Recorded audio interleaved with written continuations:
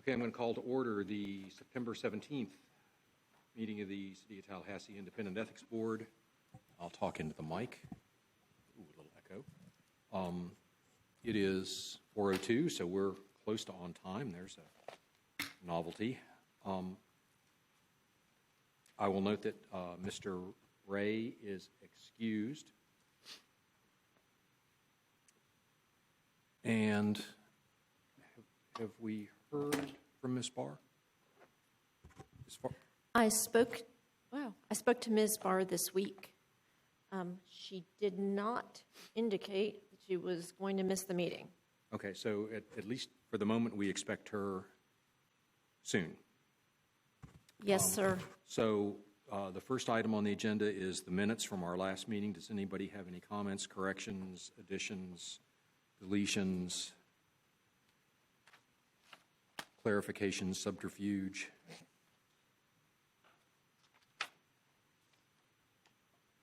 Seeing none, Mr. Smith moves the adoption of the minutes, and Mr. Payne seconds. All in favor say aye. Aye. Opposed, nay. The minutes are adopted. I want to take a moment and segue. I put on your in front of you, and there are handouts in the back. There's Ms. Barr. One piece of paper. It's titled City of Tallahassee Ethics Code. These are the elements of the current ethics code. They fall into four categories: misuse, disclosure, voting abstention, and gifts.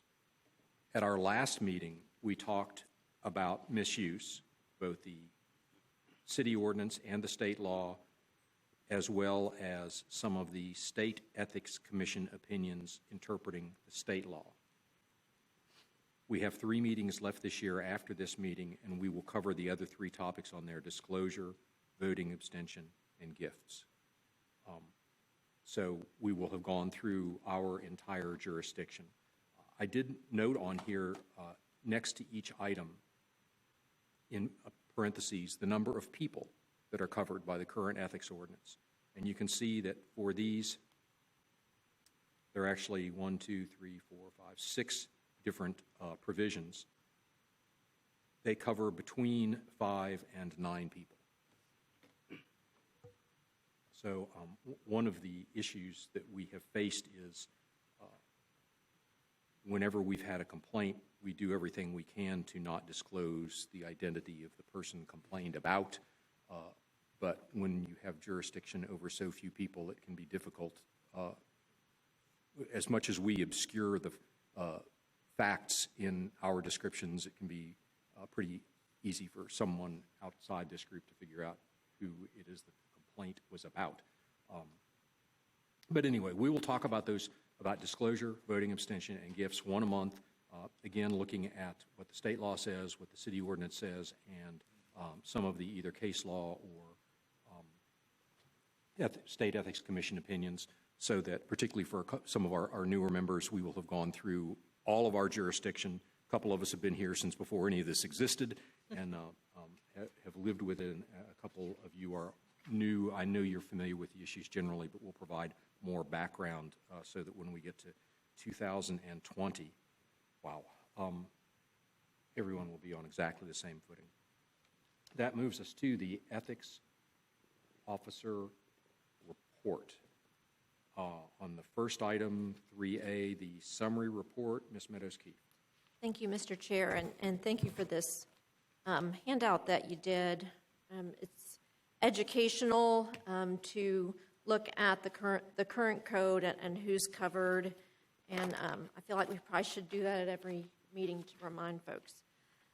In terms of my report, you have in front of you September 12th, 2019.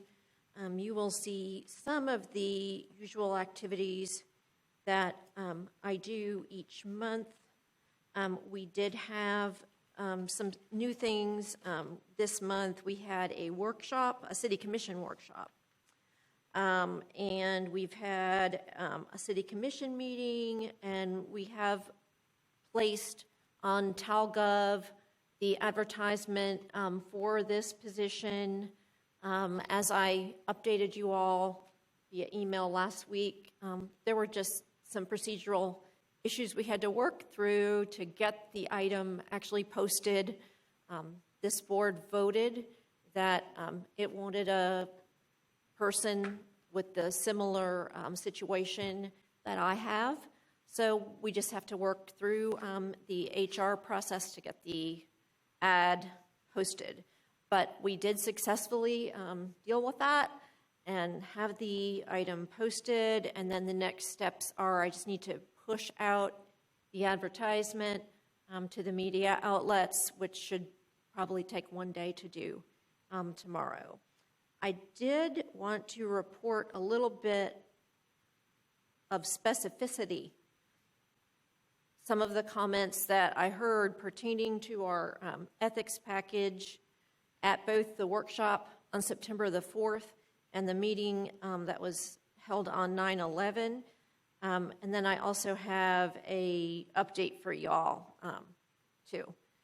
So on September 4th, the commission held a workshop, and they're talking about a number of things that they're doing in their 5-year plan. Ethics is a component of their 5-year planning process. So just some main comments I heard about it. They are committed to a successful ethics package. That doesn't necessarily mean that they accept all of this board's recommendations. Now, I'm just reporting what I heard. And there's a variation on the commission as to the need for some of the provisions this board's recommended. So you have some that don't believe there's a cloud or a culture of corruption. You have others that may be a bit more concerned.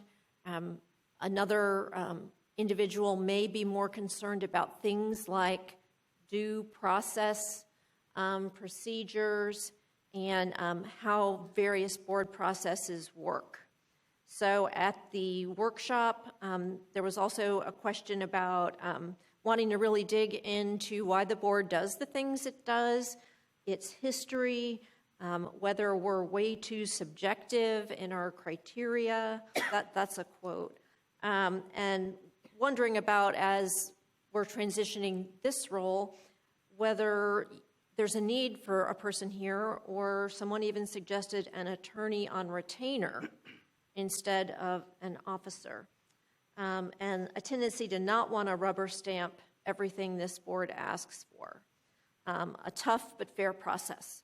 So that was on September 4th. On September 11th, this was brought up. We talked about my position, and the commission was advised about the process to fill the role. And then the city manager was asked by the mayor for an update on our package. And the commission was advised that the city attorney's been working on background materials, and that this item will be introduced not as a draft ordinance, but it will be a discussion item for the commission at its next meeting, which is Wednesday, September the 25th. So that's a week from tomorrow. And at that time, the city attorney is going to update the commission on her background and I guess her research on it and looking at it in depth. The treasurer clerk is going to educate the commission on how the board originated and its history. They're going to talk about various commissioners and mayoral, perhaps, suggestions, things that they would like to be added. And as protocol, they are inviting specially our board chair to come and speak to the commission. And Mr. Goad said he'd be inviting you, but I don't know if you've gotten that yet. But you are definitely invited to come and share with the commission, and they may have some questions for you. The city manager then stated that after that, on October 28th, there will be a 9:00 a.m. workshop. The subject of that workshop will be these ethics recommendations and those perhaps that the commission would like to advance on its own. The mayor did say he wants to continue to have a great working relationship with the ethics board. However, in particular, He stated he's diving into these recommendations. I've answered a fair amount of questions, and at one point, the concerns about our processes he characterized as grave. So in terms of protecting reputation and due process. So they are committed to a deliberate process, a firm and fair process, and there was, it seemed like an agreement among everyone that there'd be an ethics package passed by the end of this calendar year, which was, I think, the desire of all these board members at the outside was to have this. There was a question as well about an audit of this board, and at some point, our new auditor, Dennis may come, Mr. Dennis Sutton may choose to come up and talk about that. We had talked a little about that with Joe Malacheski and how we may get with the external auditors to be added to the entities that can be audited.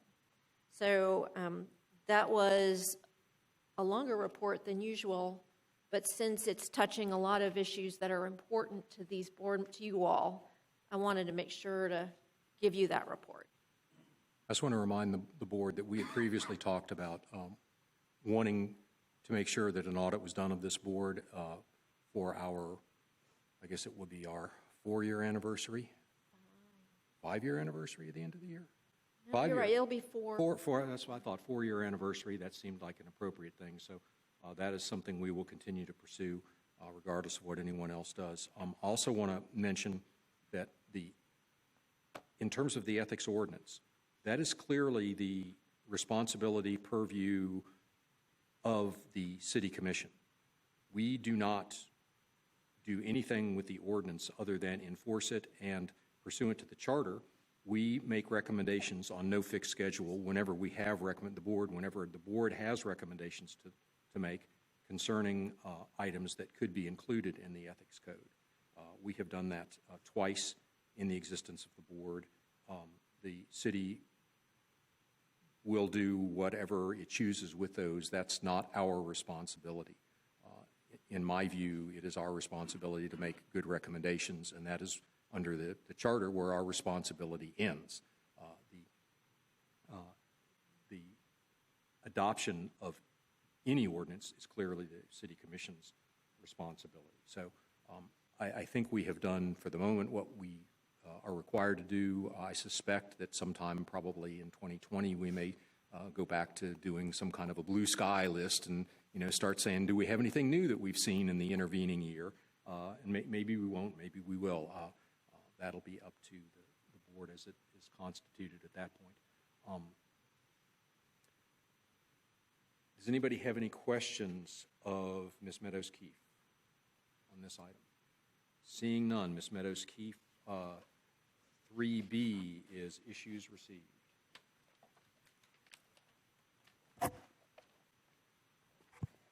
Yes, Mr. Chair.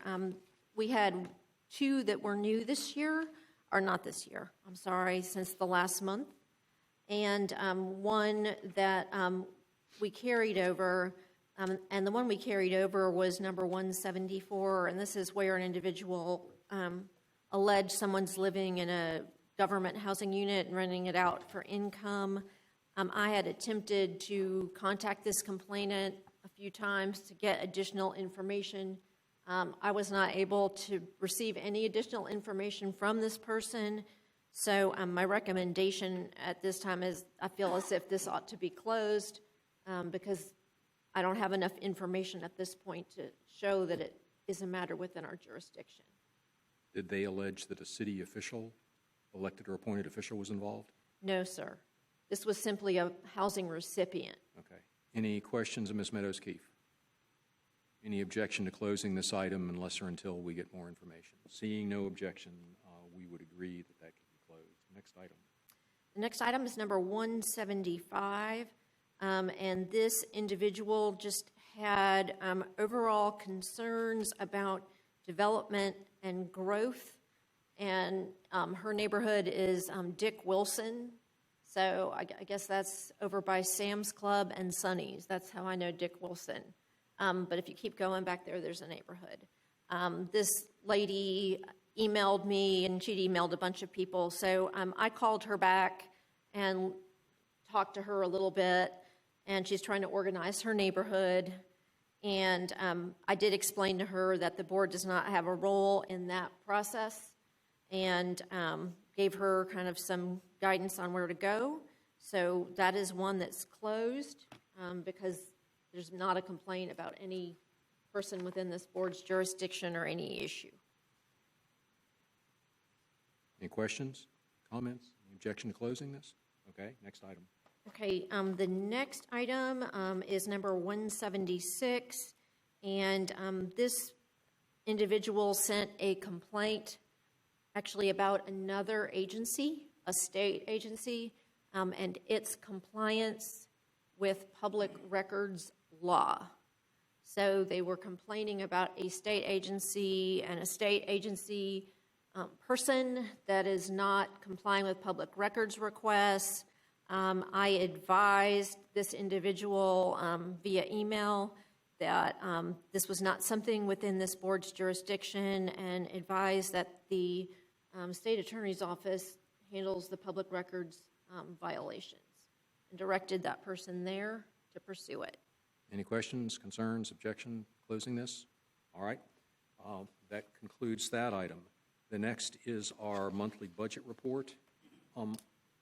I do have one question. The first item here, we know that the fiscal year ends in September and begins October 1. The very top row, the very first row, 511-000, shows available budget of $6,200 and expected expenses of $10,005. Can you explain that, Ms. Medeski? Expected September expenses.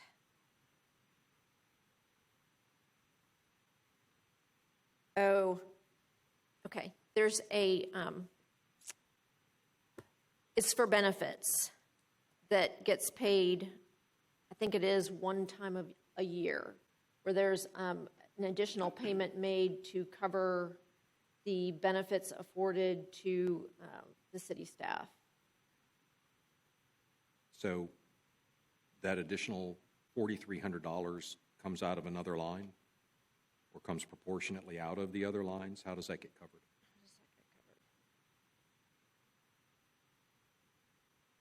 I note the total payroll, the bold line just below 516100 shows that we're available budget of 17,000. Correct. And expenses of 14,000. So we're well within the total. Yes. But that one item, the 511-000, stood out, at least to me, as upside down. Okay. I'm going to have to go back and look at the history of that, but I seem to recall a previous explanation where there's a payment made towards benefits. So can I provide you with that information after the break? Yeah, after the break or at the next meeting, I think, just so we know. And if it's going to be an annual thing, then we probably ought to find a way to adjust our budget to cover, because I just, while again, the subtotal for payroll is fine, to have any item look like it's in the red at the close of the fiscal year looks odd to me. You don't think some of that $4,299 is salary enhancements supposed to come from that line item? Because it's almost... It may, but I want to give accurate information. So I could... $1 off. Oh, it's $1 off? Well, I appreciate you having a calculator and doing math, which is not my strong suit, but I will come back after the break and explain that for everyone. Okay, and again, if it is a recurring annual thing, let's talk at the next meeting about what we can and need to adjust. And maybe, because the next meeting will be at the beginning of the fiscal year, it would be good for us to take a serious look at all of this and see if we can look at how we did in the 18-19 fiscal year on each of these items, what we allocated for the year and what our expenses were for the year. And if there are places that we were way off, it would be good, I think, for the board to review its budget internally. I had a question about memberships. Yep. See, 500 was allocated, but we expended 1875. And what are those memberships? Okay, So there are various memberships that I have. They do pay for the Florida bar dues.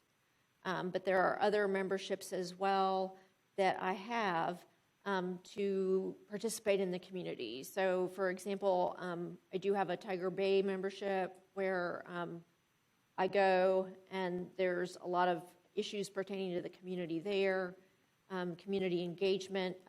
I also go to the Village Square discussions. So many of those are directly related to the job. Is it possible to get like a list of those so we can Yes. see? The other one is COGL, and that's the conference I go to annually. And that's a portion of it. And then finally, I have a certification in, actually it's records management. And I keep that up too, and there's an organization associated with that. So I'll provide you all a breakdown at the next meeting. All right, thank you. You're welcome. Thank you, Mr. Smith. Any other questions or comments? Okay, the next two items kind of go together. One is the 3D is the long list of public records requests received from the city, and 3E is the subset of that list that was the issues that not as sorted by us, but sorted by the city, seem to have more of a policy element, I guess. So does anybody have any questions? And again, our reason for reviewing these has been that as we looked for the board doing some independent monitoring, as we looked for opportunities to do that, it seemed that where people were making public records requests of the city, there might be some opportunities for us to see issues about which the board might have an interest or about which the board felt a need to learn more, either to educate itself or to potentially pursue making some recommendation.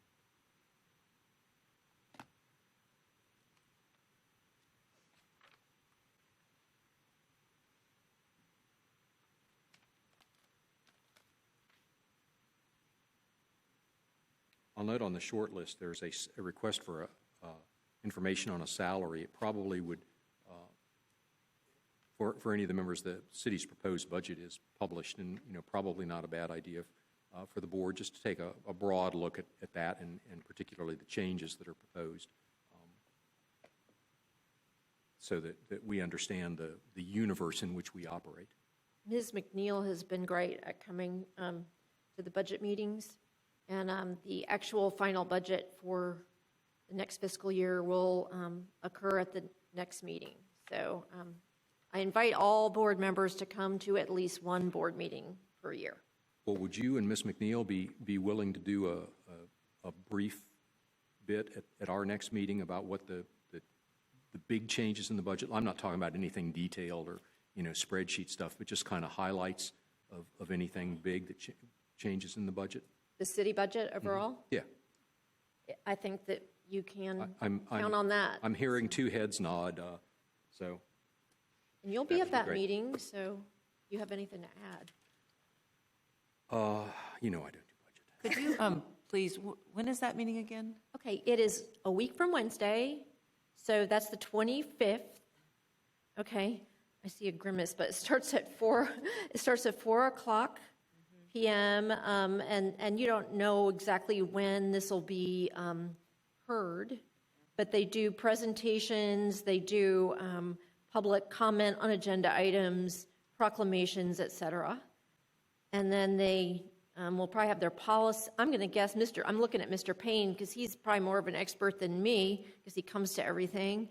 But under policy, direction, and formation, which is usually 13 on the agenda item. So, it'll be later, I think. Probably before the break. Probably before the break. What time is before the break? Well, they break before 6, so usually Might be like 5:30. 5:30, because then they have to be back in for public hearings at 6, because that's when they're noticed. It'd be great if board members could come. If you can't, WCOT. I'm putting it on my calendar. I have something at 7 that night, but it sounds like I might be able to make it. an appearance is a great, This is when they're. Ms. Graham, if I could get you to lean into the Oh, I'm so microphone, sorry. please, I'm ma'am. just. Lean I'm in. Falling into my, yes, lean in, as the CEO of Facebook says. I totally forgot what I was just going to say. I apologize. you were talking about the. Mr. Chairman, so this is the meeting that they wish for you to be at to discuss the upcoming workshop? I guess. Okay, all right.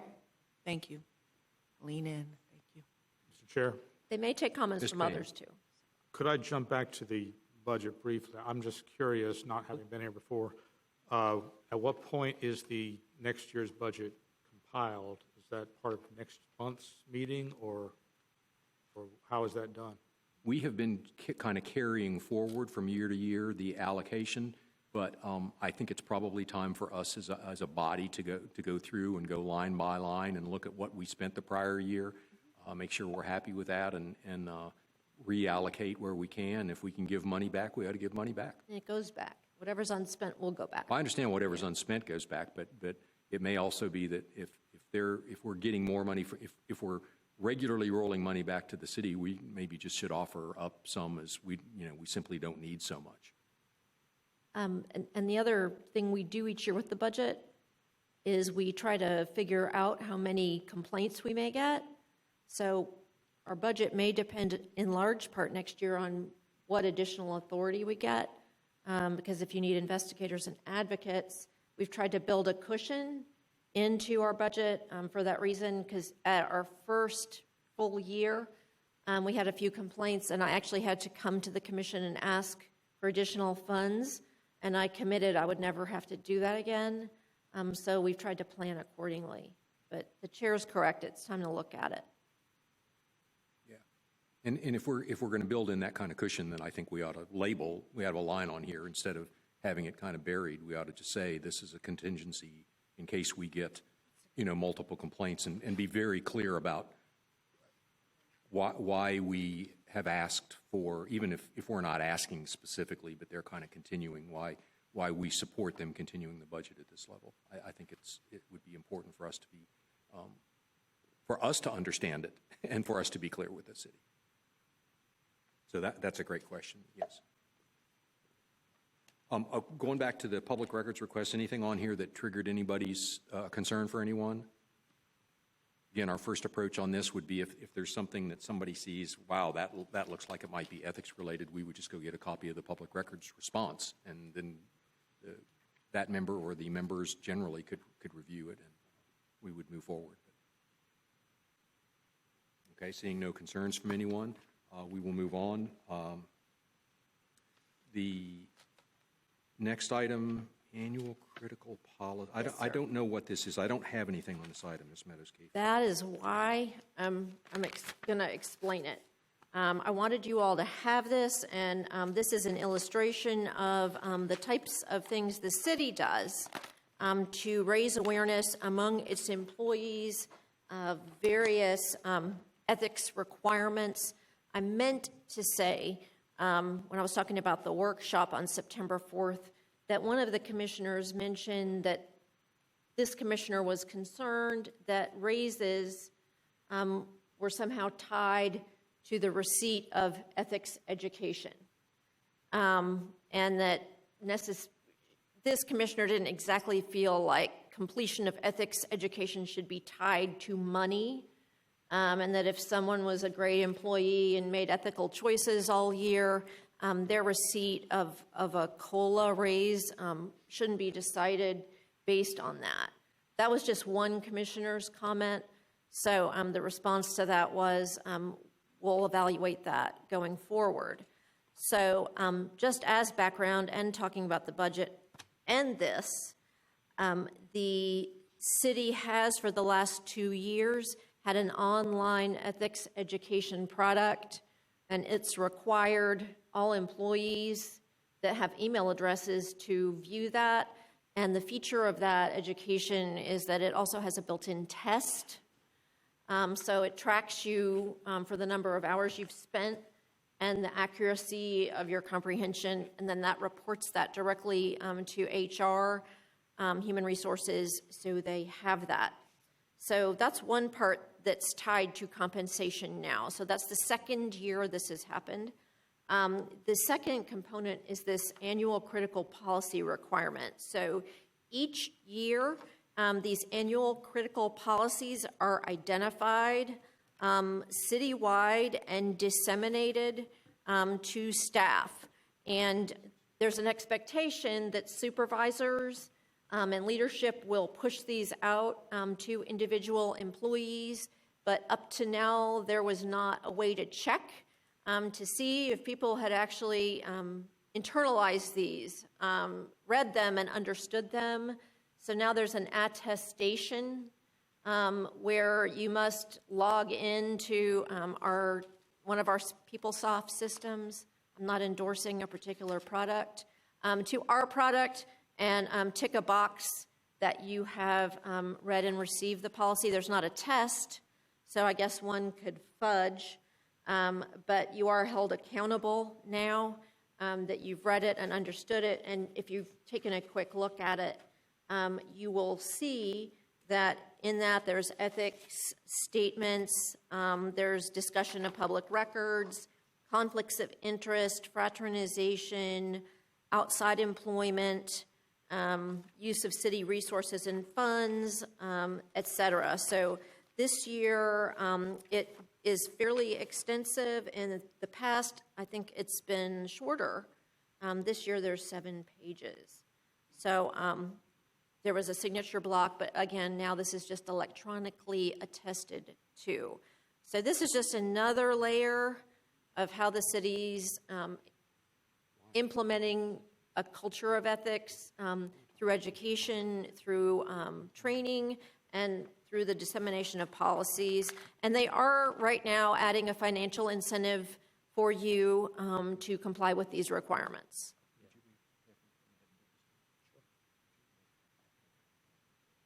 Crickets. Okay, I was just referencing crickets. So that completes that portion of my report. Okay, Mr. Chair, I did want to add Ms. Meadows-Keefe mentioned that a commissioner had a problem with tying salary with completion of the test. This commissioner did allow that it might be appropriate for supervisors and managers for their compensation to be tied to their staff going through that test. right. And I had to complete it. I think it was not required of the elected officials because they get 4 hours at the beginning of the year. I will say, in a spirit of looking at it, this year's was not all relatable to local government. In fact, it talked about the Office of Government Ethics at the federal government level. So I was a little concerned there might be some confusion because those are different rules. Very different. So they were, to me, just in doing as much education as I have, it was not tailored to me to necessarily be appropriate for local government, but it did reinforce ethics principles. So for that reason, I'm sure it was fine. But that was just one comment I had, having been through it. And I would say that in terms of the city requiring something in order for you to get a pay increase, it might be that it would be ethics this year and some other theme next year, whatever it is that the city might pick, you know, the hot topic, the hot new issue, because I know with the state 4-year annual ethics requirement, that can start to get a little repetitive because you have to cover basically the same topics, and there are only so many ways to spin things. So I think I applaud the city for requiring ethics training, but me personally, if they wanted to say next year they're going to require something else, and then, you know, maybe 4 or 5 years down the road they require ethics training again, so they have a requirement each year, that would make some sense to me. I don't, and again, that's not unless the board wants to make a recommendation that we think annual ethics training ought to be specifically tied to salary increases. That seems to me to be the city commission's decision. So, Any questions of Ms. any other questions, excuse me, of Ms. Meadows-Keefe on this topic? Mr. Chair, I did want to ask you before we move on, since this is kind of a thing from the past, if and when you wanted Mr. Sutton to come talk about the audit. I told him I was going to call him as soon as this item was over. I just went down and talked to him. All right, well then, I am done with this agenda item if the board has no further questions. Okay, so again, we have talked about getting an independent audit of the board, its expenditures, and making sure we're doing things right. And Mr. Sutton, who actually is an auditor, a word that I'm not sure I can spell, so I certainly don't claim to be one, is going to talk to us a little bit about independent audits and how we might proceed. And this is our new permanent auditor. Congratulations. Thank you. And prior to coming and starting the job, he completed a cross-country motorcycle trip, including a sojourn to Alaska where you camped outside, right? Yes. Okay. Did you go on the gravel highway on a motorcycle? I did. I did the Dalton Highway. You from are a Fairbanks to brave, Prudhoe brave Bay. man. So he's an intrepid gentleman, and he can describe a little bit the process he had to go through for the external auditor this year due to statutory change, and then whatever else he wants to share. Well, my understanding is that this whole idea of an audit came up because of some agreed-upon procedures that the city commission prior to the last election requested, looking at the city's commission's expenses, because the city auditor's office does not audit the city commission. However, all of the expenses of the city are covered in the city's annual financial statement audit. So there is some audit coverage in that area, but they wanted some additional assurance that they were in compliance with policies and procedures and whatnot. And I believe that after that, there was discussion by the ethics board to have a similar type of audit. Since that time, we are in the process of engaging a new external audit firm. We've had an RFP process that we went through that had not necessarily a hiccup, but there was a change in state statute between the beginning of the RFP process and the conclusion of the RFP process, where now a member of the governing body is required to be part of the external auditor selection process. So we had to go and get one of the commissioners. Commissioner Richardson agreed to step in and serve in that capacity. We've completed the RFP process. More Stevens and Lovelace has been selected as the external auditor, and we're in the process of developing the contract and negotiating the contract for their services for next year. Included in that contract is provisions for additional services, which would include the type of audit that is being discussed here. So, any questions that you might have? Questions? Can you tell us about what we might expect in terms of board expense to get added to that as an additional? It depends on the scope as to what you request. If you only want to look at expenditures, I do not imagine it would be very much. If you want to go a little bit further and look at payroll and timekeeping in compliance with city policy in that area, that's an area where the city auditor finds issues when we look at departments with timekeeping and payroll. Look at the policies and procedures of the board, compliance with those policies and procedures, and comparison of the board's policies and procedures with best practices. That would increase the cost a little bit more, obviously. But that's the type of an audit that an internal audit shop, the city auditor, would do if we were to come in and look at the ethics function.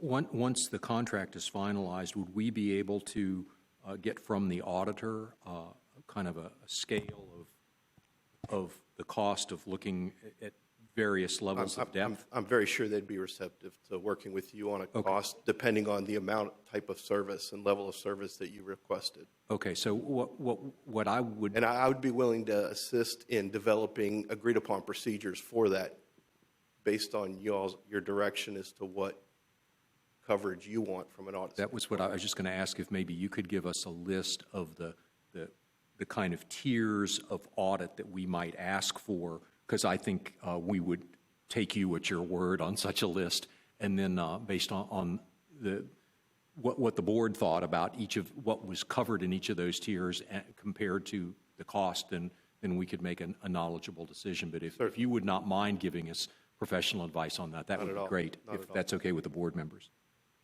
Okay? Any questions of the city auditor. Thank you, sir. Good, thank you. He's now one of the 9.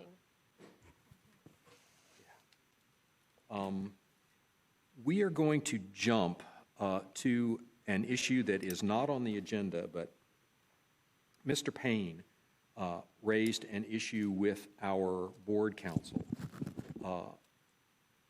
about almost a month ago. Mr. Payne, you want to tell us what your issue is, and then we'll let Mr. Reed speak to it? Sure. This is something that came to mind that I wanted to have full disclosure to the board, to give the board and the public the opportunity to object if necessary. This relates to my membership with the Tallahassee League of Women Voters. I am on the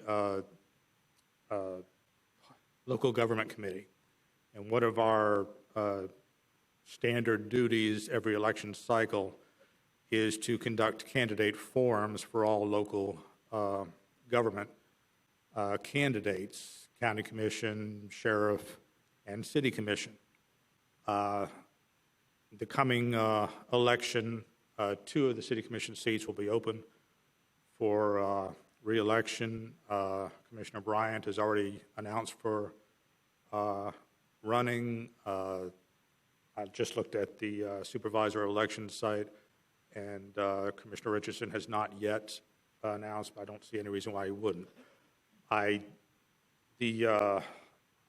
wanted to clear it with everybody to make sure there's no semblance of any kind of conflict of interest.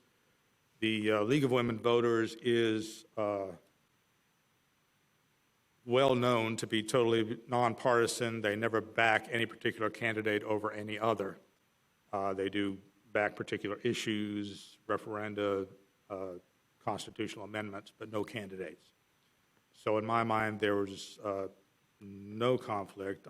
I did, a few weeks ago, email Ms. Meadows-Keefe and let her know what that was. I wanted to make sure if there was any possibility that might be an objection. I thought it might be good to announce it in a public forum to not just give you all the opportunity, but the public, including 2 other members of the League of Women Voters that are in the audience. They might have some input there. Ms. Meadows-Keefe referred the issue to Mr. Reed, who put together a more official opinion. I'll turn it over to him, I guess. Mr. Reed. Mr. Chairman, members, thank you. I do want to commend Mr. Payne for bringing this issue to our attention. It's always nice when someone asks for permission instead of forgiveness, so I do appreciate that very much. The question that was posed on August 23rd was whether his participation in this candidate forum would create a conflict of interest under our applicable rules. I found that it would not. Now, to provide a background, I think he had mentioned the 2 individuals that likely will be 2 of our 9 people that fall within our jurisdiction at this current time that be participating. So first and foremost, I looked at opinions by the Attorney General as well as the Florida Commission on Ethics, and I didn't find any opinions on point to the facts presented here. I did look at the Tallahassee Charter to determine if there was any language applying to the independence of this board that would create any complications, and I did not find in Section 61 of the Tallahassee Charter simply says that we will ensure independence and impartiality, and it's very vague. I then went to the Code of Ordinance to find any of the ordinances that would prohibit this or create a conflict of interest or identify a potential conflict of interest. The only reference in the ordinance that applies to the independence of this board is under the Section 2-5, which defines the independence officer, which essentially says that the board appoints and directs the independent ethics officer, so that creates an independence. But as far as that goes, that's to the extent that we reach on the issue of independence. I then further wanted to look at the term conflict of interest to see if there was any definition there. The Tallahassee Charter does not define conflict of interest. The Tallahassee Code of Ordinances does not define conflict of interest, nor do our bylaws. The bylaws do, however, limit board members from voting when there's a conflict of interest as defined by state law, and that's in Article 8, Section A3 of our bylaws. Then looked at the applicable statute, and a conflict of interest is, quote, a situation in which regard for a private interest tends to lead to disregard of a public duty or interest, and that's Section 112.312, subsection 8, Florida statute. As again, that term is not defined in city ordinance. I then looked at requirements on members of the State Commission on Ethics to see if there was any ways that we would run parallel and see what their restrictions are. The only restriction on members of the State Commission on Ethics is that they may not serve as lobbyists, and that's the only restriction that's imposed on them, and that's in Section 112.321, subsection 1 of Florida statute. So my recommendation here is based on this. I did not see any conflict of interest at this time, primarily because Mr. Payne would not realize a private interest by his involvement in the board. Furthermore, I felt that the issue was not ripe at this time because the event has not yet occurred. I did recommend that at the time that the event occurs, if at a later date a complaint is filed with this board, a cognizable complaint that falls within our jurisdiction that identifies one of those two members, if they are still members of that nine, that elite nine, then we would want to, I think, probably reconsider the issue. I can't anticipate any set of facts where there would be a conflict of interest, but it would be, I would recommend that we do reconsider at that time. So this time, again, I just want to thank Mr. Payne for being fully transparent and bringing this to our attention maybe a year in advance. So thank you very much for your thoroughness, and encourage all members to follow Mr. Payne's lead. Thank you, Mr. Chairman. Okay, so we have been advised. Mr. Payne has dotted I's and crossed T's. This is just something for us to know. I would encourage any other members that have anything that, where there might be some involvement with other city activities, just raise it, and we'll be open and transparent about it all. Ms. Graham, you look like you have some words that need to come out. I'm just trying to think of all that I'm doing and whether that could be an issue. Well, you don't have to do it right this moment, but Darn it, am I going to have to get off the board? I would hope not. No, I seriously, I will have to think through all that I'm committed to doing in the upcoming years. I think did do some work with the League of Women Voters, but in Miami-Dade County. So you think that outside of the city of Tallahassee, it would have the same concerns? I don't think so. I think based on Mr. Reed's research, we get to a situation where if any of us finds ourselves in a position where we are supporting a candidate, one of the elite nine, as he says, or maybe we're supporting an issue that is the basis of their candidacy, even though we're not supporting that candidate, then that might be something where we would at least have to recuse ourselves individually if an ethics complaint came up about that person. It doesn't mean we can't serve on the board. It would just have to do with our participation in reviewing that ethics complaint. I think what comes to mind in terms of my other commitments is I'm on the executive board of Rooslist, which is a board that advocates on behalf of women candidates up and down the ballot. No federal offices, but local, state, city, could potentially be a city commission. So I'll talk with you, John, if there's anything that I think that might be a conflict. Okay, that would be great. John, anything to add? And I concur with the chairman's assessment. I think that the conflict would occur once the complaint would be filed and the time comes to cast a vote, whether to then find probable cause at the initial stage of investigation, and that if it is referred to DOA and comes back for an entry of a final order, that's when the issue would be ripe to be raised to determine whether conflict arises that would just simply require you to abstain from the vote, Right. Okay. not to resign the board. I appreciate your bringing this to our attention so we can think if there are any other conflicts we need to. Ms. Do you Barr. have? Oh, no. Now we've opened up a can of worms. Into the microphone, please, ma'am. Thank you. In that vein, I do need to be completely transparent as well. I am still officially a member of the Democratic Executive Club. Democratic Executive Committee of Leon County, even though I haven't been to a meeting all year. But I just started getting these emails, and so I do realize I'd have to abstain, but I just want to make sure that that is on the record, so that we're fully transparent. Well, I'm not sure if I guess I may follow up and talk to Mr. Reed and do some follow up. Yeah. And again, I would think that if the ethics issue that came up about one of the 9 people had nothing to do with partisan politics, but had to do with that person regardless of party, for instance, taking an improper gift, that partisan affiliation at that point's not an issue. Hopefully, everybody on this board votes, and everybody, which means we're all registered to vote, and I suspect that most of us are not registered as independents, and maybe both the Democrats and the Republicans see us as, if we are registered as independents, as either fodder or evil. I don't know. Yeah, and city races are nonpartisan. So, but again, just something to, Mr. Payne brought an issue of something to be aware of. So, and Mr. Reed, I think, provided sage advice. Mr. Reed.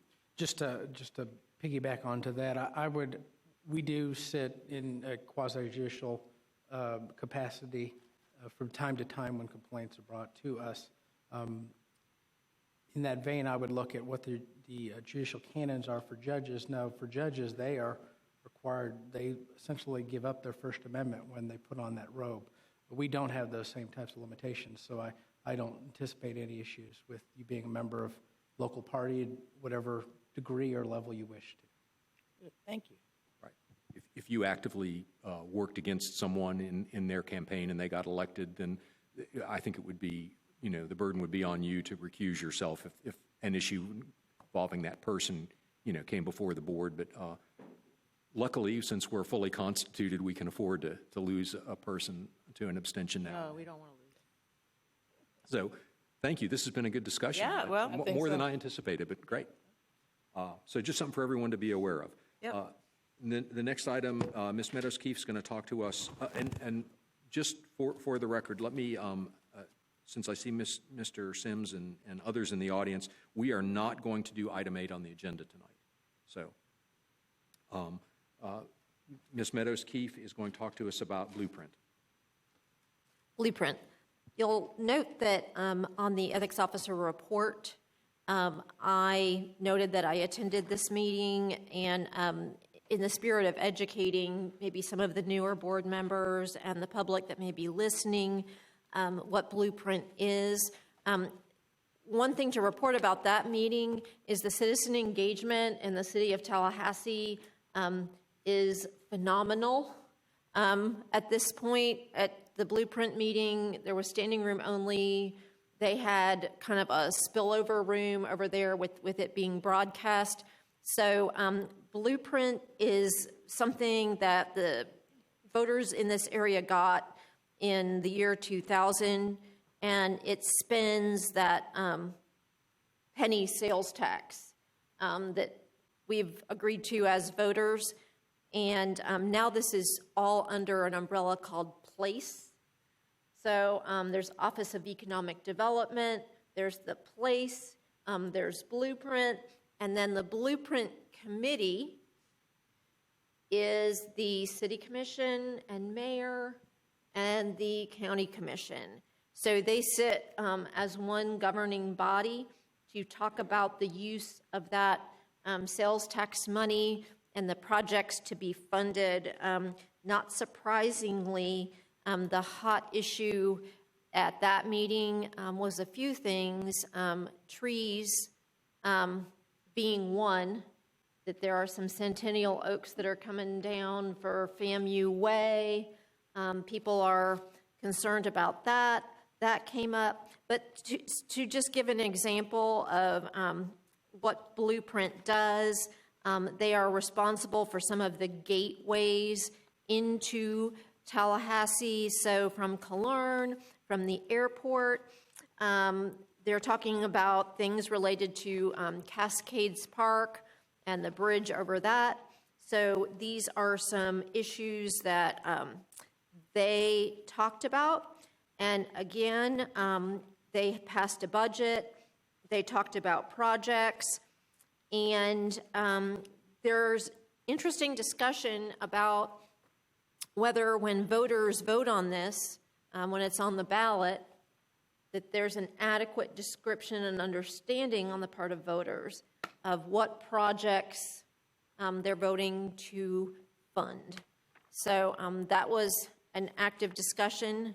And the reason I wanted to talk to you all about this is an intergovernmental organization. So it is comprised of both our city commission and mayor and county staff. So we have jurisdiction over our folks, our city commission and our mayor. It's a question I think we've referenced before, that to the extent they're acting in another capacity in this intergovernmental organization, jurisdictional issues for them, and for us, if something were to come up in their service there, because that's a separate organization. And additionally, I just wanted the public to understand, and for you all to understand, what Blueprint is, because you hear it spoken about, but there's a great deal of interest in it, and it's basically to fund infrastructure and necessary projects in Leon County, and it's a collaborative body that tries to make those decisions. But again, the most notable thing for me was I have never attended a meeting here in almost 5 years that had so many people there. So they're concerned about Killearn, trees, traffic and trees. Well, they go hand in hand. Traffic, trees, and taxes. There were no discussion of taxes, but taxes was the other huge issue several years ago that packed the commission chambers. So that's what this is, and I wanted to let you know what it is, and that our commission and mayor do sit on other boards and committees over which this board may not have jurisdiction. Okay, any questions? Mr. Payne? One comment, I'm not sure about this, but I believe that some of the issues that were addressed against Commissioner Maddox were issues that were because of his being seated on the Blueprint Board of Directors. So there certainly might be relevance there.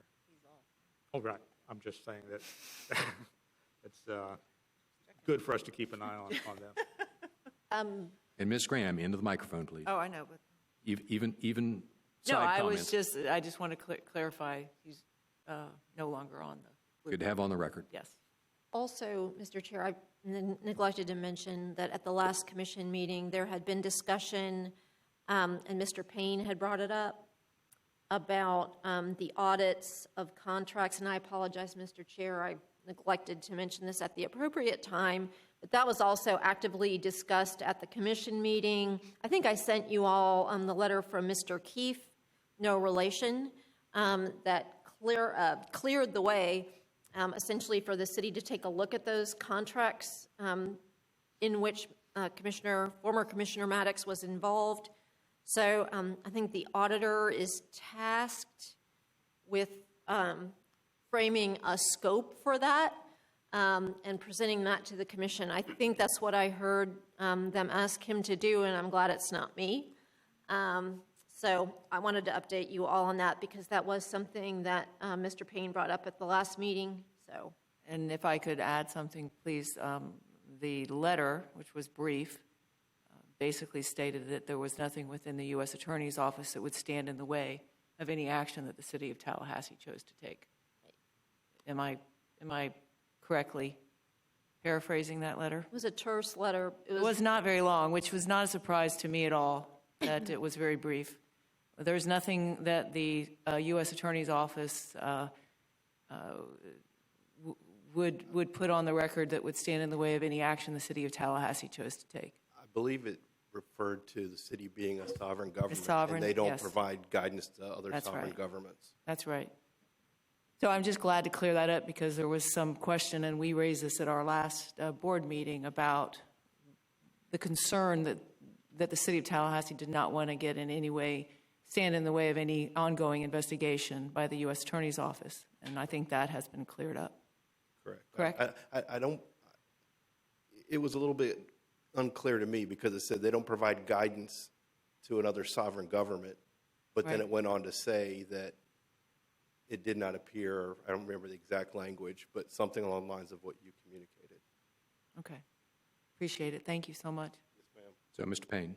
I also want to point out that City Attorney Jackson recommended that any such audit, at least in completion, be done after the sentencing hearing, Commissioner Maddox's, ex-Commissioner Maddox's sentencing hearing in November, which I think it would take that long to prepare for it anyway, probably.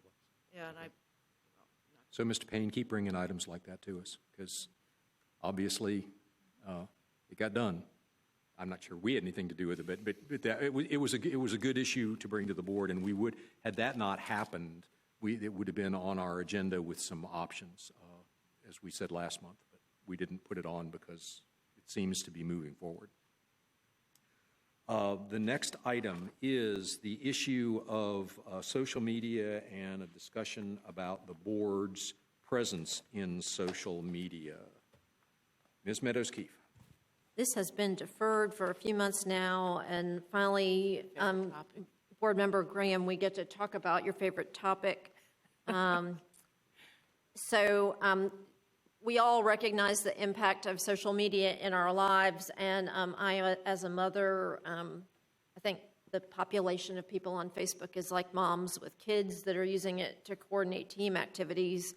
But we do get a lot of news and information off of various social media platforms. Twitter, Facebook are the ones that I'm most familiar with. I am on Snapchat, but only because I have an 11-year-old.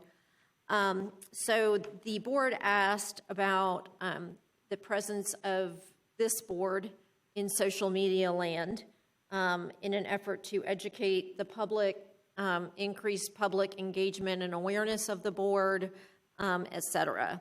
So I did take a look at that. And so first I wanted to say I had a PowerPoint, but I'm choosing not to use the PowerPoint. This is not a discussion about a board member's use of their individual social media accounts.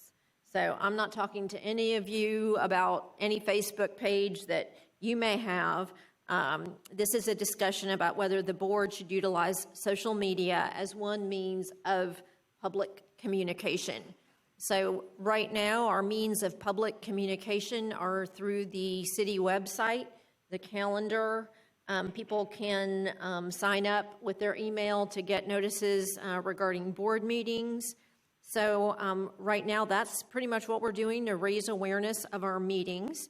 We occasionally will write a My View for the newspaper when there's an issue of concern.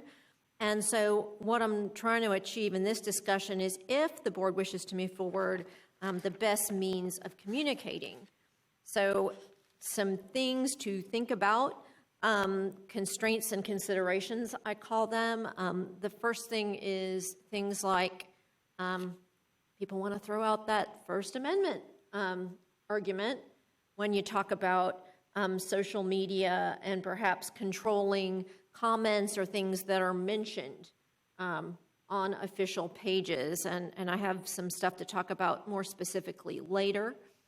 The other thing is open meeting law issues, meetings in the sunshine. So, for example, if board members were having a dialogue, say, on a Facebook page for the Ethics Board, and Mr. Smith and Ms. Graham both said things, expressed opinions, that's outside a public meeting, so that could be problematic.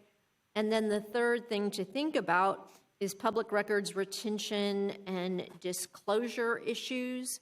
So anything in social media land that's run by government has to have those processes in place where if a records request is made, we can readily comply with that. So in reading a lot of literature, and I'll reference it very quickly at the end of my remarks, the kind of best practice that I was able to come up with is you avoid creating a public forum, okay? So if you create a public forum where people can have free flow dialogue, you have difficulty with the First Amendment regulating comments, blocking people, trying to rein it all in. So again, the best practice would seem to be creating something like, and I'm kind of doing a spoiler, you get a Facebook fan page. So somebody could be imagine someone being a fan of the ethics board. This is unfathomable to me at this point, but you could sign up to be a fan. In fact, I set up a dummy fan page to just check it out. The beauty of that particular modality is that people can like it, and by liking it, they get the content that is posted there. So if the board's done something, if the board has something it wants to disseminate, it can do that. In a fan page, you can people can like and follow you, and comments can be turned off. So you can turn comments off. Now, I did spend time talking to Allison Ferris, who's the communication director for the city. And of course, the city uses Twitter, Facebook, a lot of social media. And she did indicate to me that in the groups here in the city that use social media, a lot of staff time is utilized in dealing with comments and issues that are raised. So she just reported if you start with all of that, it becomes, a staffing issue that people have to be responded to. So my recommendation would be a Facebook fan page. We'd try to make it friendly. We could have profiles of board members. Usually we take group board pictures once a year. We haven't done that very recently. And if people want to make inquiries, complaints, or statements, we would have on the fan page our email, which is ethics@talgov.com. So to make a comment or express a concern, please use this modality. And then in terms of archiving it and preserving it, you cannot trust any social media platform to retain your records for you, okay? So they can crash at any moment. They can be cyber hacked. I'm not using the correct term, but the data can be captured. So there are several businesses, and the city has a contract with one that basically they sweep into all of the city's social media pages several times daily, and they kind of get all of that content, and they scoop it up and retain it in a separate database. So that way, if there's a public records request made, you contact the organization, and they can produce those documents for you pursuant to request. And I think to add the board to that contract was something like $10 a month.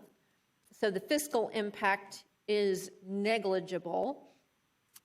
There are some 2009 there's a 2009 Attorney General opinion that I'm not going to go into in depth, but if you are a public official and you have your official, say, Mayor of Tallahassee page, you cannot block users, okay? So if someone is habitually abusing you, you can't kick them off the page. So people need to be conscious of that. And interestingly, we have a politician now who likes to tweet. There have been court rulings that have said that that person cannot block users because that is an official means of communication right now. So, and then people tweet at you. So to me, that's the downfall of having it on Twitter, because then people can tag the ethics board and say whatever they want about the ethics board, and I'm not sure that that kind of meets our threshold of what we want to achieve. So that is the short presentation on that, and I'm happy to answer any additional questions, but I could show you all the Facebook fan page at the next meeting if that's what you wanted to do, or I'm willing to take any guidance that you may have, but it's just important to tread carefully in this. I did check, by the way, if other similar organizations like this are on Facebook. I was only able to locate 3, one in South Florida, one in Jacksonville, and I believe there's another one that's not in Florida. They do not get much traffic. One talks about its ethics education, and they have an ethics training elf. Sort of like Elf on the Shelf, which I think is creepy, but it shows the elf at the different ethics training events, and I don't particularly think we need a mascot. So not to denigrate that, but so anyway, I think the Facebook fan page is good. It could identify the board, show our meetings, show our accomplishments. People could like it and follow it, and we wouldn't have to deal with a lot of comments. Questions, comments? Does anyone know if, since we do have the quasi-judicial role that kicks in that Mr. Reed mentioned earlier, does anyone know if the courts do anything in social media? I do not know. I just don't know the answer to the question. The Ethics Commission does not. I mean, courts, like, for instance, the Florida Supreme Court has social media presence. Do they? I'm sorry, yes, they do. Okay. Sure, So the judges don't they look have at it. found a way to deal with that from a... Let me look. Again, I was thinking, when we do the handful of times that we have kicked into that quasi-judicial role, when we've had, a formal complaint that was within our jurisdiction. So I guess the issue to me, and I am the last person to talk to about social media, but the question to me is, do we have enough to push out to make it meaningful? So. I would say yes, in terms of just meetings and things of interest to the public. But I can't think of much else we would do. I would choose not to put cute or funny items out. The New York Board of Ethics, they have a Twitter account that's run by stand-up comedians. Mm-hmm. And it's actually got like 10,000, 15,000 followers, which in ethics land is like an epic following. And the stuff they tweet is hilarious. But I would They not make it interesting. I would not venture to it's We're interesting every time we're up here. So I would just post them. We could Facebook live stream the meetings. It's already on TV. Let's see. Yes, the Florida Supreme Court. I'm looking at their Twitter feed right now, and bar exam results. Yep. New opinions, New opinions. Yes, oral arguments. retiring So anyway. justices. Okay. Okay. Well, let's... They figured out there's our judicial role at times would not prohibit us from having Right. social media presence. Right. We've gotten a report and some suggestions. Let's push this to the next meeting, give everybody a chance to think about what you think about the ability to push stuff out. And if we do decide to do that, then we also would need to decide, are we going to have the board in our, 3 hours a month that we are, officially on the record, are we going to vote to decide on everything that gets put, or Ms. Meadows-Keefe is shaking her head no. No. I would shake my head vehemently yes, that the board needs to approve everything that goes on there, so we obviously have a disagreement there. But we would need to decide how we were going to manage the items that went on to the social media. Ms. Graham. Well, I think I've been the one who's been advocating for this, but let's just take a step back. I appreciate your report and see if it's worth it. Are the challenges that we may face greater than the benefit it would provide to the community, which is why we would do it in the first place. And I think my issues with social media also involve just the use of social media in general, not just from our perspective of potentially having a new presence on social media, but just advising from an integrity and ethics perspective about the potential pitfalls of getting engaged in social media as an employee of the city of Tallahassee, or I had a lot, as the ethics officer for the Leon County School District, I would often go out, talk to our employees about just being really careful about what you put out on social media, even if you think you have your Twitter feed or your page or whatever you may be utilizing on lockdown. Nothing is completely private anymore, as you pointed out. There's ways people can get into what's on your social media presence, and it could potentially come back and be a detriment for you professionally. So that, just a little, my history in dealing with social media. I happened to join the school district 12 years ago, which is hard to believe. And at that time, all of this was relatively new. And really, we need a lot of direction on how to help our employees avoid finding themselves in a more difficult position because of what they put out on social media. Well, if there's no objection, let's continue this discussion next month, give everybody a chance to digest. So the recommendation would be that we use the one platform and it be output only, where we would post notice of meetings, recommendations that we'd made, formal actions the board had taken, that kind of thing. And give everybody a chance to digest that. And I need to go look up and see what social media actually is. I can teach you. I have one Okay. slide I can send you. I have it all. I can teach you. Yeah. Yeah, Just, Easy it can peasy. be it can take up a lot of your time. I actually found the CDC website on how they use social media, which is more meaningful because of some of their roles, and that was just frightening. If the board members want to study something, I pulled up a law review article that I can send you all that was written this summer in a law review, social media use and viewpoint discrimination, a First Amendment judicial tightrope walk with rights and risks hanging in the balance. And it goes through a pretty thorough discussion of social media use on the part of government. So anybody that wants to geek out, I can send you, I see All about the board geeking member out. Graham wanting to geek out. So All about the geeking. I will send it to everyone, and you can choose to read or not. Okay, other comments, questions? Seeing none, it is, Break we're time. going to call it 5:20. We're going to take a break until 5:40, and we will be back and finish the agenda.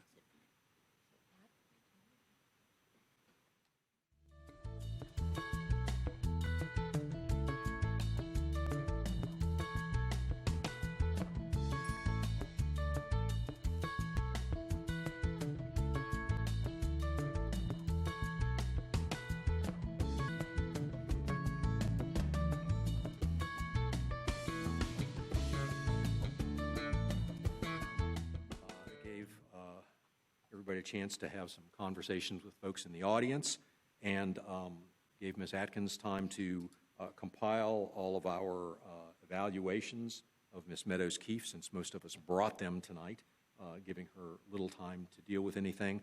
What I will do first, since this item is on, she is going to, by the way, I will go through the numbers, and then Ms. Atkins is going to make copies for the board members. All this is public record, of course. Is going to make copies of the comments in the three boxes: areas in which the employee excelled, areas in which the employee needs to further develop, and training or development opportunities. Since there are 7 comments in each of those boxes, rather than have me read them, she's going to make copies, and you can just look at them, and then we'll talk about the numbers and we'll agree on evaluation before we're done.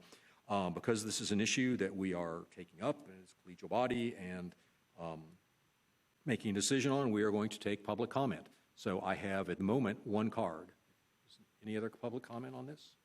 Seeing none. Mr. Sims, you are recognized on item 7.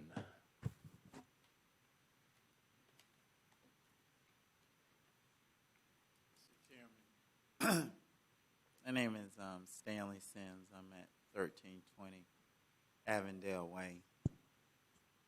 Mr. Sims, tip the microphone down just a little bit, because you're being really soft-spoken here. Me being soft-spoken, that's a problem. Yes, sir. Hello? Hello? That's You hear me much, now? much better, yes, sir. I could hear you fine, but I want to make sure that we get the recording good. I had the opportunity on yesterday to meet with our mayor and share with him some of my concerns in regards to public access and issues in our community.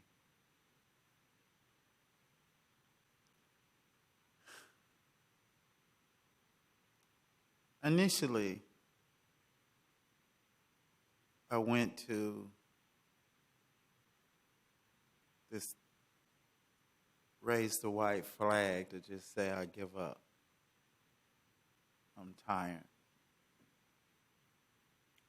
My health and circumstances just won't allow me to go any further, and I've gone as far as I feel I could go. And then he said something to me, Mr. Herring, that let me know that that was the wrong decision. He said to me, Stanley, be very cognizant of what you're doing because your wife works here. She works in legal. And I don't know her, but they say she's a very good person and you don't want to put her in the jeopardy.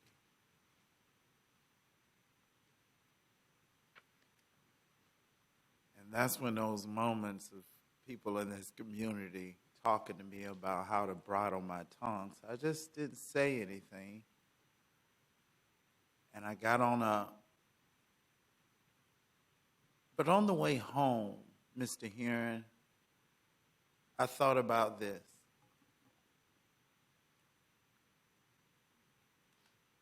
My wife has worked here with the city of Tallahassee over 20-some years. Excellent appraisals every time. Not only my wife is a current city employee, but my son as well. And why am I here? I'm here because I'm fighting for a better quality of life of individuals who are economic depressed and live in high crime areas. And I'm having great challenges receiving proper access to that. And so when my son, who works at Holloman Golf and Jay Gaither, missed a gun being put in his head by 5 minutes, his wallet being stolen, his car being stolen, that's what I live with. And I shared this with the mayor. And to adopt the policy that if anyone decides to use their constitutional right to protest, that it is city policy then to disengage with an individual and not be upfront with them to say, if you file a complaint with the city of Tallahassee, that you are prohibited from doing business and you are prohibited from meeting with individuals. Now, I think that's wrong. The next thing that I think is wrong is that the citizens of this county knew that every man can't afford an attorney when they feel that public trust has been breached. They knew that. And they also knew that the shabbiness of business that was going on in Tallahassee was going on, but there was no way of bringing it, so they elected you all, a board, to deal with individuals with the city in this city to assist us who have complaints, to educate us of what is ethical, what we should expect, and what we deserve from elected officials. Now, Bill Holloman said something when he served on this board that comes to mind, and I quote him often, and that is the lack of good ethics by upper management. I said all of that to say this. You all have done the evaluation of Miss Julie, I'm just going to say Julie, the ethics officer. I am the third victim of her memo, or MO, or whatever you call that.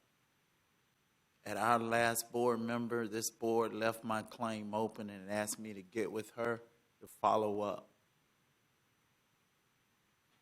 I called her office. I called, left messages with Miss Lucy. They were never responding. I have plenty of meetings inside of this building that I'm in here majority of the day. Mr. Payne sees me coming and going during the week. So I stopped by the audit office, and the sweet lady, Mr. Sims, you need to talk into the microphone, please. I understand you pointing that direction. Michelle, I would stop by the audit office, and Michelle would say, will let you know, no, I don't have an appointment. I'll say, is Miss Julian, because normally if I leave a message, she's very good about calling me back, or if I send her an email, she's very good about responding to the email. And when I didn't, I just finally caught her that day for her to do the two major things, and I'm being very sensitive with time, is these is two things that stood out and troubles my spirit. One is that she told me that she was upset with me because of my remarks in this forum, that she did not appreciate what I said about her in this forum, and then asked me, how do you expect me to help you when you're spreading lies on me? So that's one, is that she cannot be objective. And then the second one was, she did the same thing to me that she did to Mr. Fletcher, that guy named Benjamin, that when, or whatever his name was, she went into the, I'm standing there because when I went into the office, I said, is something wrong? Why did you do so-and-so? And I was like, oh my God. And then she was like, when I would answer a question, she immediately say she didn't feel safe. Ms. Barr, I'm a black man, ex-felon, who has been barred from this building, who has had security to follow him around as if I'm an enemy combatant. So immediately I felt unsafe. And I believe it was his coworker, Patrick Cohen. I went and stood by his office where his door was open. Because I said, if you're going to call the police, Ms. Barr, you know it's not good. If you're calling the police, as a black man, an ex-felon, I need to be there when the police get there. Because if I'm not, then the narrative is going to read exactly like what she sent me today, which these details that I'm sharing with you today is not within hers. So I stood there. I said, no. And then she comes out and she says, I feel better. I said, no. Until you feel safe, we'll go into the conference room and discuss my issue. Then she said she felt safe. That's when I let Mr. Cohen know, Patrick Cohen, and it really hurt me. And even she reaffirmed it in the conference room that she could not be, that she was biased and upset with me because of my comments here at the last board meeting. The Constitution said we hold these truths to be self-evident, that all men are created equal.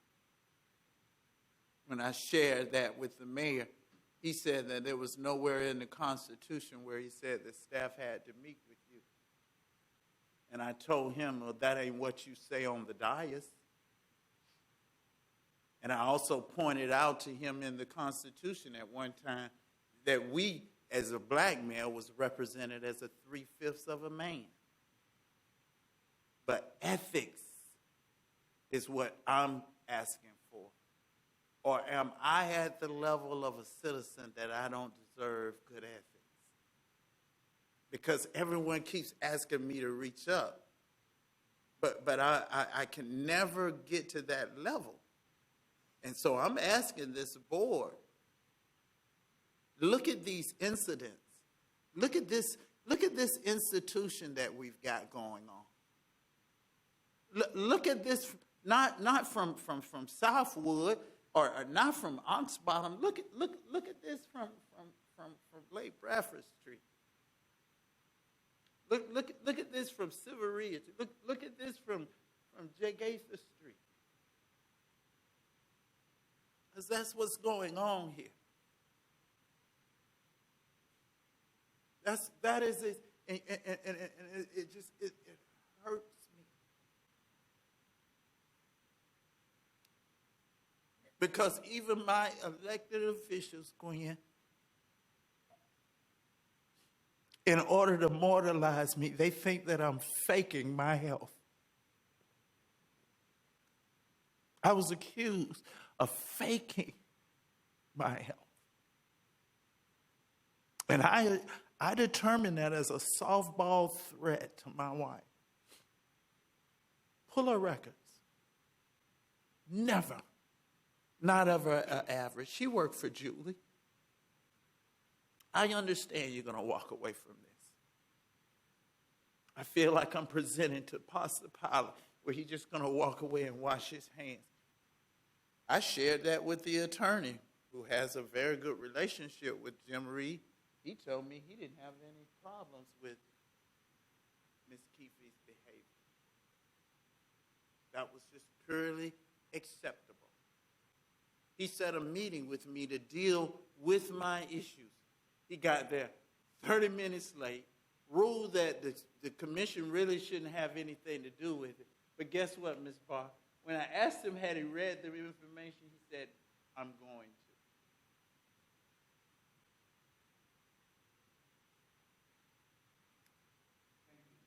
to. Okay, thank you, Mr. Sims. Any other comments? We are on the evaluation of the ethics officer. Everyone has in front of them. I'm going to go over the numbers with you.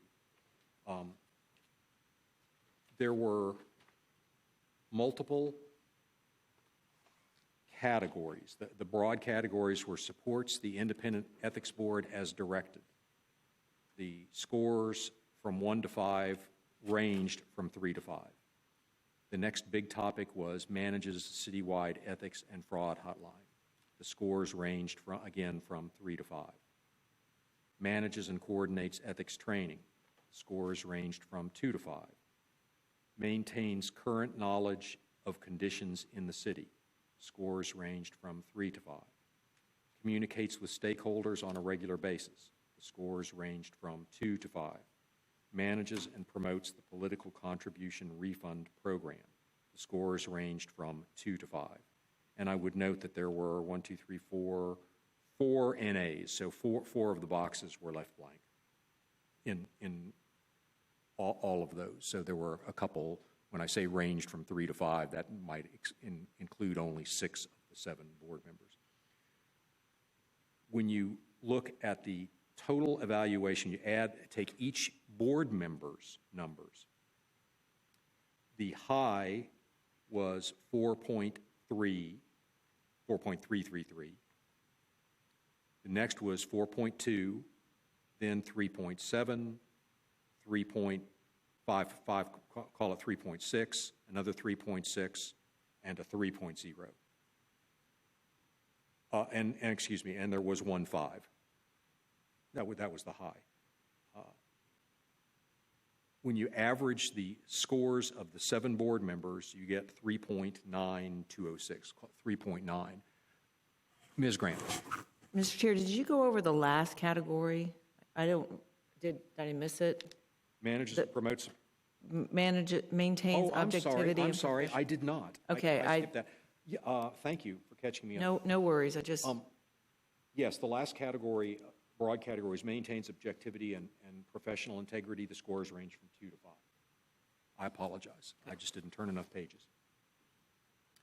So the overall score, averaging everybody, the 7 members, to the extent that, in taking out the handful that were left blank, comes to 3.9 overall. And then you have in front of you, and note there's front and back of the page, areas where the employee excelled. And I'm not going to read all this. I'm just going to, I'll give everybody a couple minutes to read through this. Areas where the employee needs to develop further, and development opportunities in which the employee should participate. So we'll take a minute of silence and let everyone read.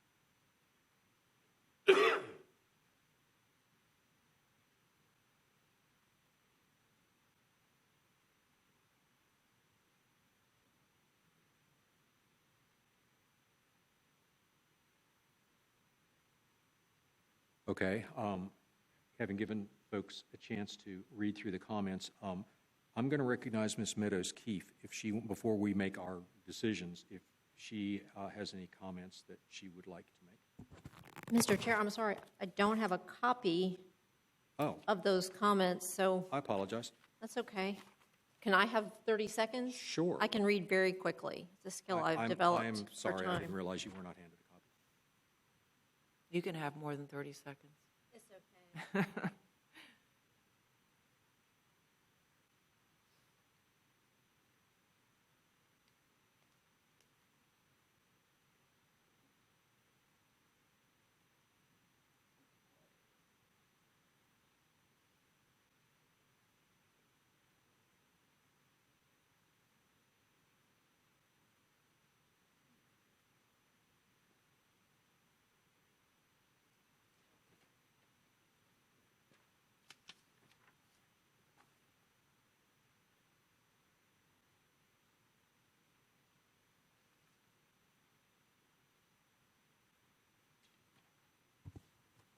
All right, I have reviewed those, and these are excellent comments, and I appreciate all that you have pointed out.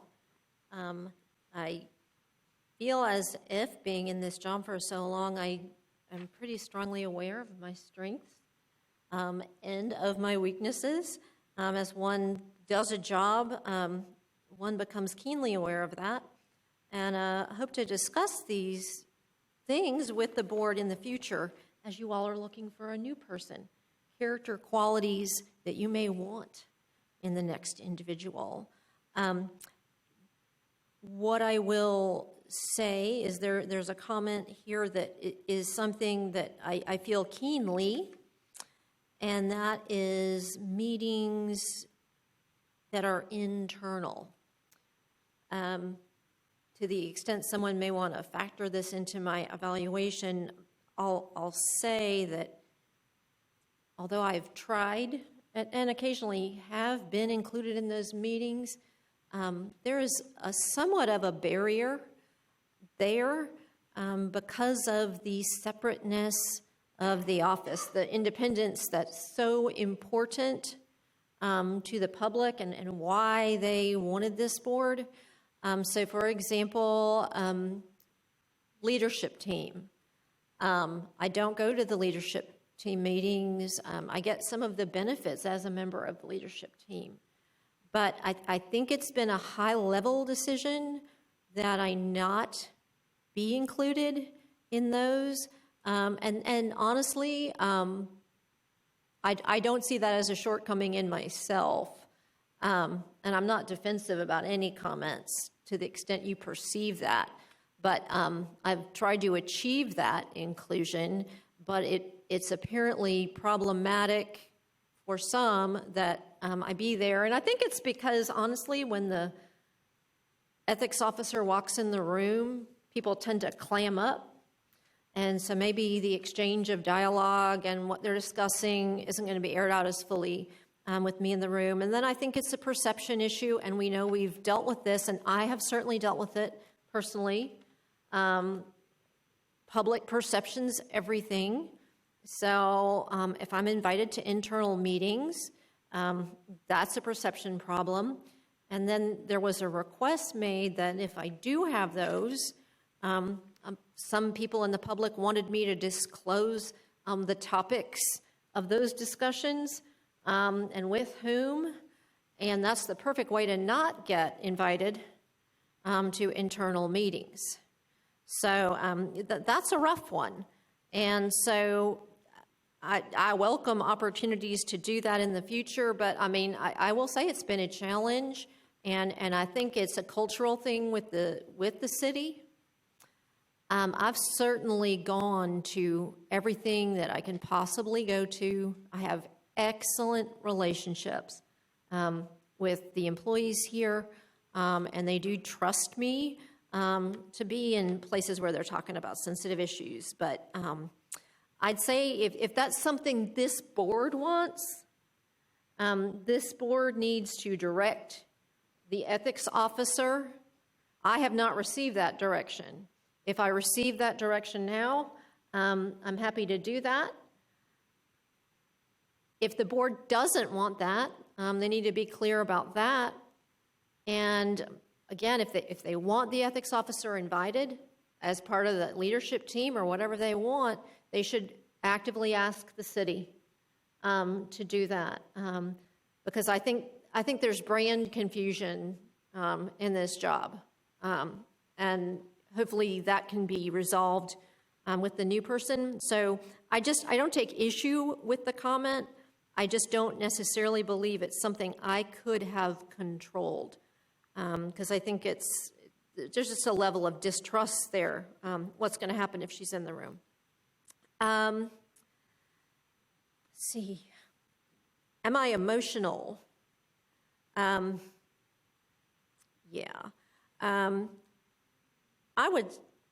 I hear amen, and you know, I don't take offense to that because you are a human being.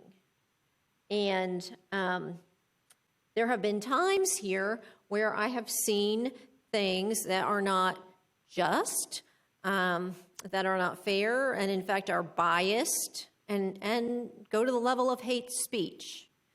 And when I see those things do bother me. There was a gentleman that made a video about me with a gun. That did upset me considerably. And this gentleman's continued to post about me at least weekly. And he's actually come on the radar of a diverse group of people here in Tallahassee, including like the chair of the Republican Party. There's like a cast of characters, and I get messages from those people saying, oh, now I'm being bothered by this person. What did you do? So anyway, there is that. And so when I have seen things that were inappropriate, I have spoken up. And perhaps in the next role, I won't have to give up that right, or I don't have to worry necessarily about ramifications from doing that. But should I have answered a LinkedIn message asking for professional advice and told a person maybe they would think about their comments about certain people in the community, maybe I shouldn't have done that. And let's see, I know my strengths and my weaknesses, and I will confess to, oh, and I forgot about this, the lack of evaluating government financial statements. I do not consider that a strength, okay? So I cop to that one and don't care for math that much. So I totally understand that comment. And finally, I think the other issue is just the maintenance of a thick skin. So when comments have been personal, when comments have been cruel, when comments are hateful, it's difficult to maintain the same relationship with a person after they have done that. So if you break a plate, you can glue the plate back together again, but the plate is still damaged. So I expect a reasonable amount of criticism in this job, and whatever job I get in the future, I might get criticized, and I take that and I expect that. But when it reaches a certain level, then I think a boundary has to be drawn, and I have done that. And at this point, I'm not going to apologize for that. I am going to continue to do the job, though, as I have. So I appreciate the constructive comments. I appreciate all the nice things you've said. And I'm going to take this moment to say that what I appreciate the most is the support of all of you board members, because you are my bosses. And I only see y'all once a month. I mean, I bother the chair 9 o'clock on Sunday when he's trying to eat his can of soup. And so your support has made the job like sustainable over time. If I'd have had a hostile board, which I know a lot of people have, they have trouble with board. I haven't had trouble with any board members. So for that, I'm extraordinarily grateful, and that's what I take away from the job. And those of you that have given me comments, and even in private conversations, know I've taken all of that to heart and will carry that forward. So thank you for those comments. Okay. Back to the board members. Are there any, since you're, what I want to do first is look at the 3 blocks of text and see if there is anything in there, since it contains comments from each of us. Is there anything in that anyone thinks needs to be stricken that is not appropriate in the evaluation? And then we'll go to the numbers.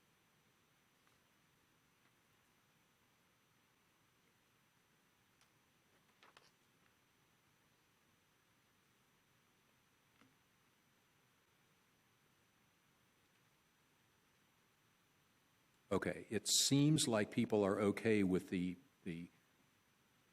comments as a group, and they're some of them offset a little bit, and some of them amplify a little bit. So we're all okay with that portion of the evaluation. Now, again, on the numbers, going to the overall evaluation, the average of the 7 evaluations is 3.9 or 3.92. Is there anyone who objects to that number? And again, that ranges from 3 to 5.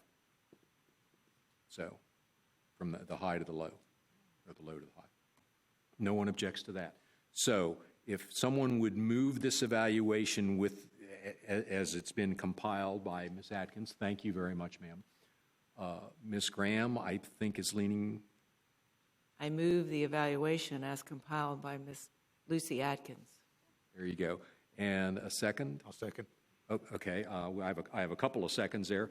I think actually I saw Ms. McNeil first, so we're going to call her the second.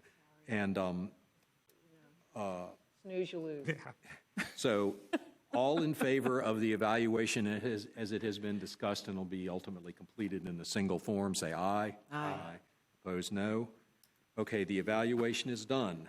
Could I make just a brief comment about the evaluation? Please. As someone who's been involved in a lot of different evaluations, I'm very impressed with the way that this board took this very seriously. It doesn't do any good to have an evaluation where everybody is hesitant to be honest and direct about positive and negative comments. So I just want to commend the board for a job well done. And I appreciate your response. It's not easy to be evaluated, especially in a public way. And on TV. So I just wanted to commend the board for doing their job. Okay, and I would encourage you probably to keep that comment sheet as at the point a month or two down the road when we get to doing interviews for the next Yes. ethics officer. There may be things on there that might lead you to a question you want to ask or a point you want to make in those interviews, since those were things that relate to the current ethics officer. Or, as Ms. Meadows-Keefe pointed out, there may be things in there that where we want to give, the board wants to give specific direction for things that the board would, activities of the ethics officer that the board would like to see. I think we'll get to discuss some of that when we go over the budget. I would like to expand when we get to next month on the budget.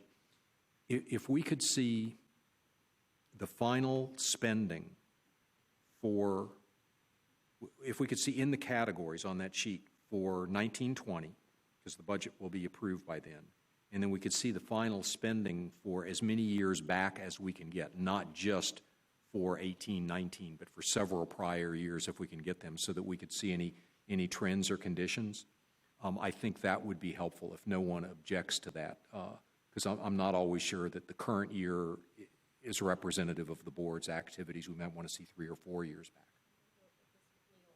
Yes, and Ms. McNeil is our numbers and budget guru, so I just dumped that on you. I hope that's she's nodding. She's nodding and smiling at me, and I haven't seen any weapons come out. Mr. Chair, one other thing is part of that budget report. Some of the line items on the budget, I'm not real clear on what they are. If it could be kind of spelled out for people like me without strong budget, things like pension MAP, I don't know what MAP is, things like that, unclassified charges, CCRP, things like that. Right. Any place that we can get a list of those items, I think Mr. Smith raised the point specifically on dues or fees. Any place that we can get the specifics on spending, that would be great. I would note that our budget doesn't just cover the board. As you all know, I hope everyone knows, the ethics officer position existed in the city before the board was created, so that portion of our expenditure has been carried forward. A portion of our budget supports the campaign contribution refund program that isn't really the operation of the board, yet it is in our budget.